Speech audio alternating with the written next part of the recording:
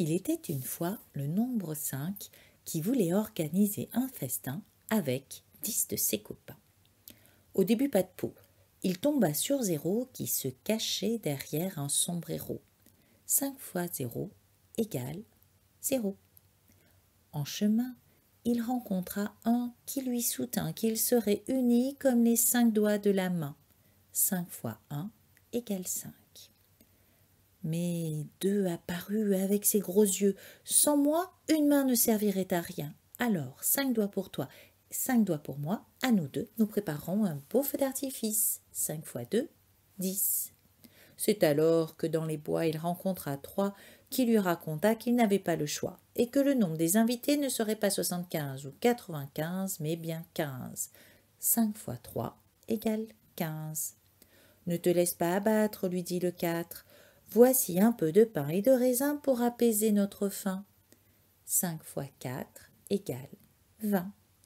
C'est alors que 5 vit son jumeau apparaître pour participer au festin. 5 fois 5 égale 25.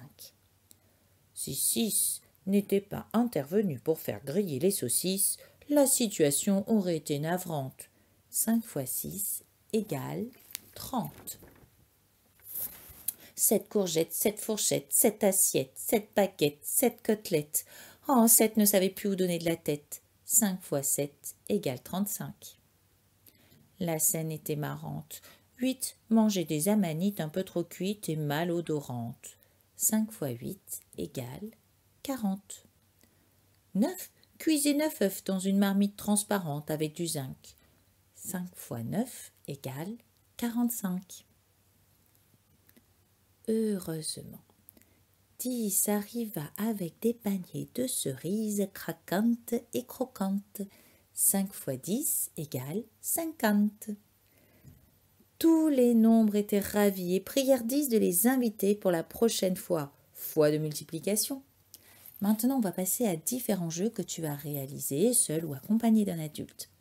Pour commencer, tu peux faire une cocotte. Ça peut t'aider à apprendre les calculs avec les résultats pour la table de multiplication de 5.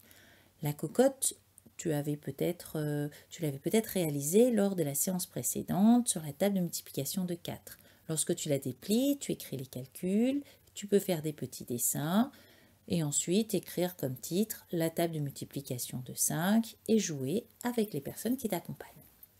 Il y a un deuxième jeu, c'est le jeu de la bataille. C'est un jeu différent de la table de 4 que nous avions vu. Alors, tu prends toujours des feuilles de couleur, des ciseaux, un crayon de papier et une règle pour pouvoir réaliser ce jeu. Tu peux prendre aussi 5 feuilles blanches parce que nous allons faire de nombreuses cartes. Alors, tout d'abord, il va falloir tracer de chaque côté de ta feuille un petit trait à 28 cm du bord. Là, on voit bien le 28 cm sur le bord de ta règle. Pense bien à mettre le 0 de l'autre côté. Tu fais le même trait des deux côtés que tu vas relier par un long trait, bien droit grâce à ta règle. Ensuite, tu vas découper cette bande de papier car nous n'en avons plus besoin pour faire nos cartes.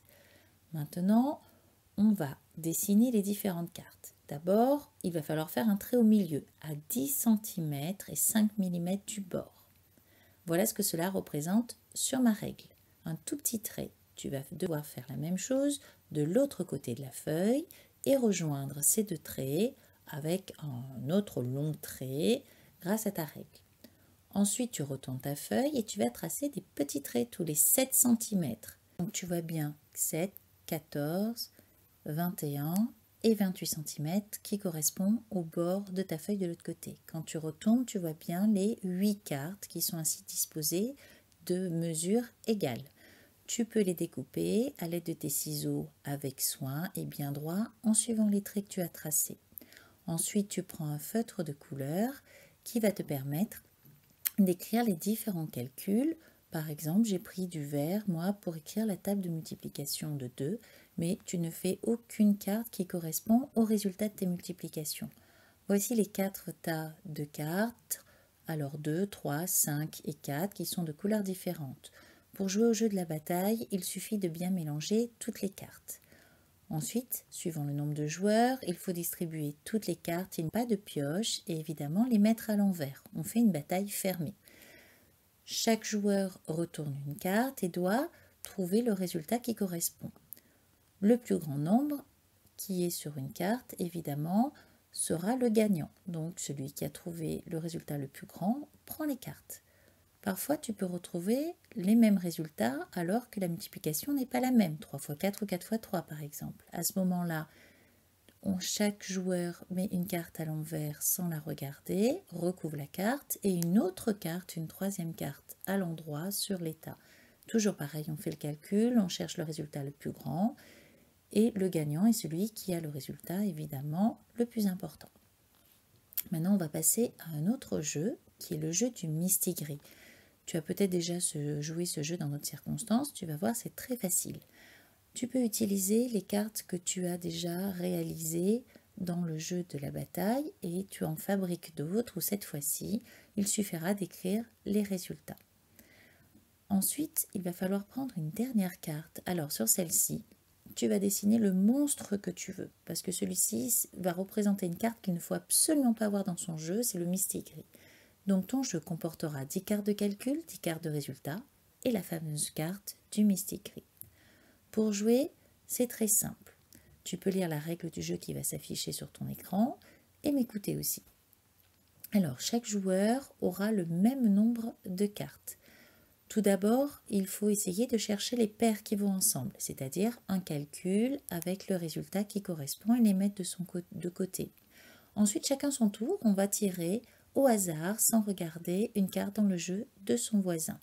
Ça peut t'aider à former d'autres paires, mais malheureusement, tu peux aussi tomber sur le fameux mistigris. Donc, le perdant, celui qui aura à la fin du jeu la carte monstrueuse du mistigris. Évidemment, pour apprendre la table de 5, tu peux créer des jeux que nous avons déjà créés dans la table de 4, comme le jeu du memory.